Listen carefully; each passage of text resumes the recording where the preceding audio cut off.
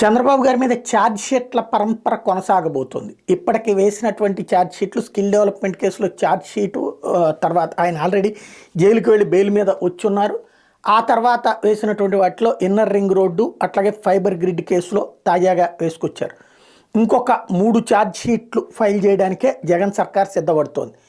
కంటిన్యూగా మొత్తం అంటే రేపటి ఎన్నికల నోటిఫికేషన్ వచ్చిన ఎన్నికల లోపే ఈ కథంతా నడుపుకెళ్ళడానికే సిద్ధపడుతున్నారు. ఒకటి సిఐడి చాలా సీరియస్గానే ఎఫర్ట్ పెట్టింది.